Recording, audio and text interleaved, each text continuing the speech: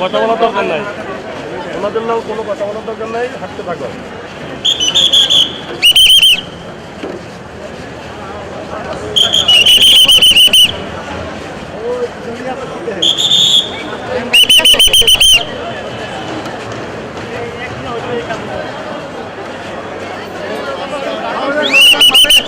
বামে যান, বামে বামে।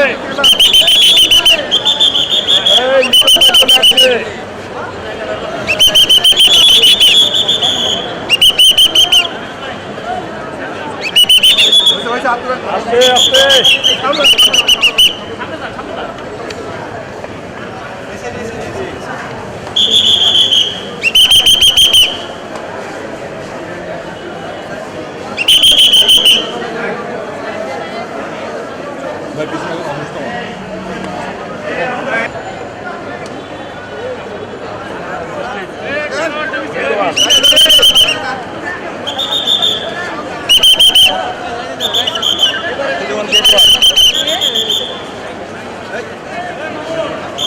দূরত্ব বজায় রাখেন ঠিক মতন।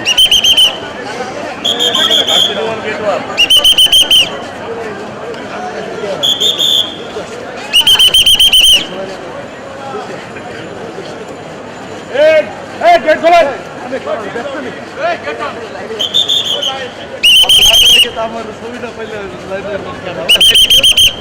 ভিডিও আছে, কয় মিনিট লাগবে?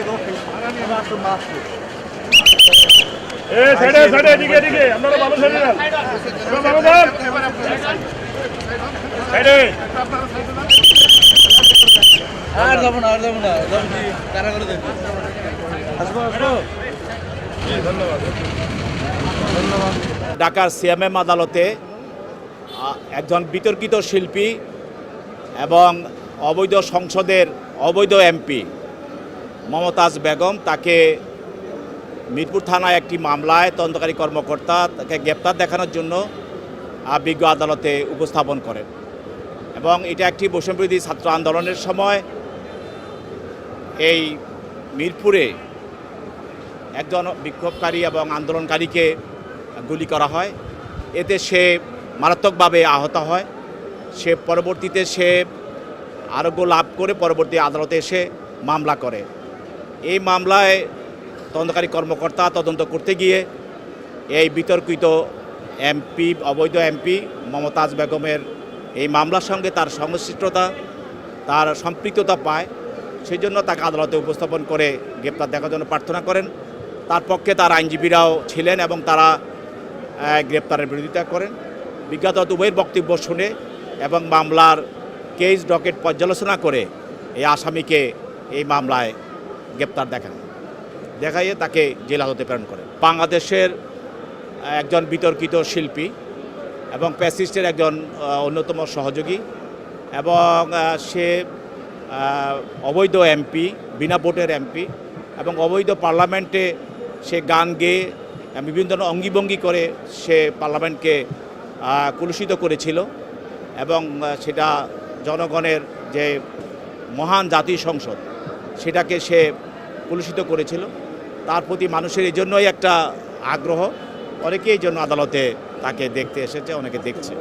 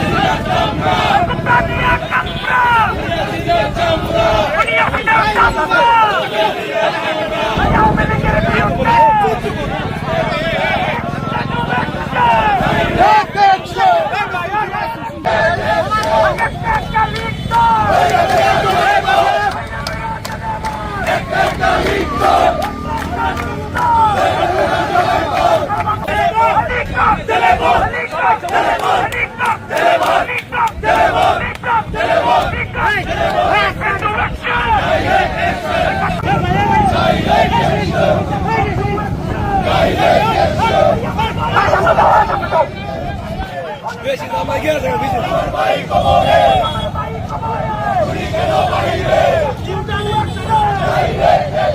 ষড়যন্ত্রকারী খুনি হাসিনার প্রেতাত্মাদের যে তথাকথিত বাতিল প্রতিষ্ঠাবার্ষিকীর নামে সন্ত্রাস নির্যাতন করার যে অপচেষ্টা করছে, সন্ত্রাসী কর্মকাণ্ড করছে, তার প্রতিবাদে আমরা এখানে সকলে ঐক্যবদ্ধ হয়েছে। এখানে আমাদের সাথে